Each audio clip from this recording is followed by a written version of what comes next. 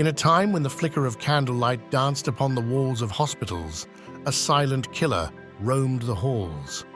A sinister presence, invisible yet deadly, claimed lives with ruthless efficiency. This was the world of the mid-19th century, where medical science was still grappling with the mysteries of life and death. Doctors, revered as the gatekeepers of health, were unknowingly wielding a double-edged sword. With each compassionate touch, a hidden menace was passed along. The very hands that were meant to heal became instruments of death.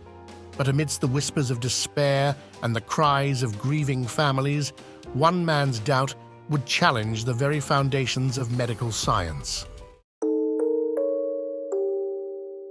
His name was Ignaz Semmelweis. The year is 1846. Europe is a continent in the throes of change, but within the walls of Vienna General Hospital, a tragic constant remains. Women are succumbing to childbed fever at an alarming rate. It is a cruel and unforgiving fate for mothers who have just given life, only to lose their own. Dr. Semmelweis, a man of science and compassion, watches in horror as mothers who should be cradling their newborns lay lifeless. The scourge of puerperal fever seems unstoppable, and the medical community is at a loss.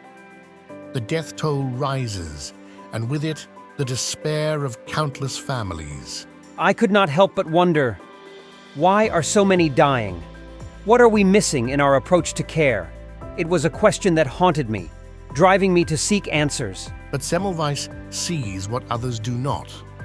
He notices a pattern, a deadly link between the doctor's rounds from the autopsy rooms to the maternity wards. His hypothesis is radical, his solutions simple: hand-washing. In a time when the microscopic world was yet to be discovered, his idea seemed almost ludicrous. Hand-washing. Could it be that this simple act could save lives? It seemed too straightforward, yet I could not ignore the evidence before my eyes. Armed with only his conviction and the desperate need to save lives, Semmelweis implores his colleagues to cleanse their hands, to wash away the invisible killer. But his pleas are met with scorn and ridicule.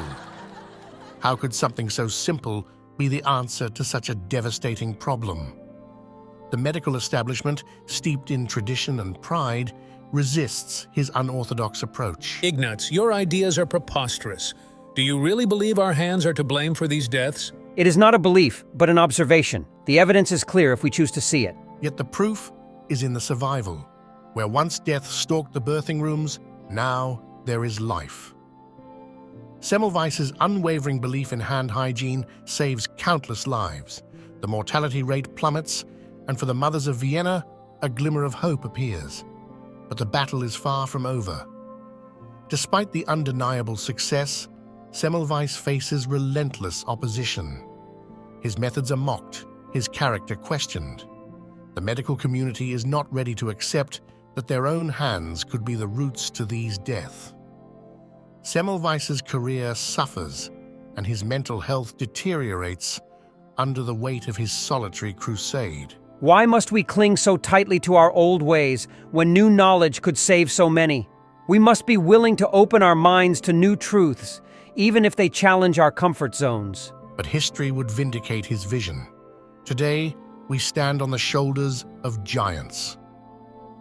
The simple act of hand-washing, once a source of mockery, is now a cornerstone of medical practice.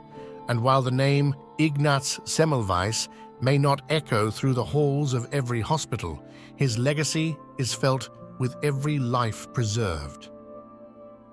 So let us remember the man who saw beyond the veil of ignorance, who, in facing the unknown, taught us the most human lesson: to cleanse, to care, to protect.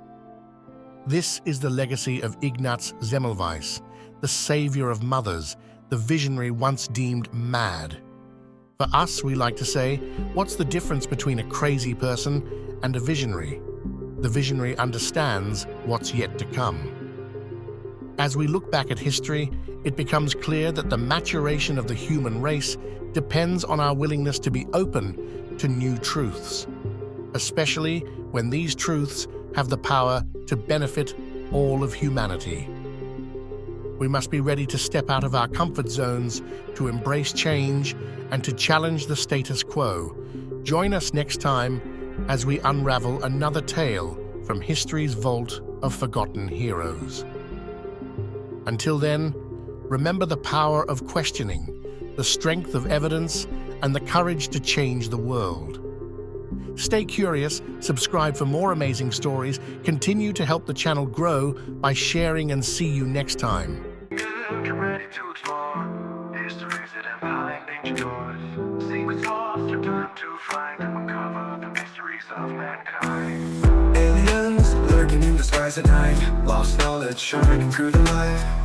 Whispers of the past echo right here on Dan Rico's channel, nothing to fear.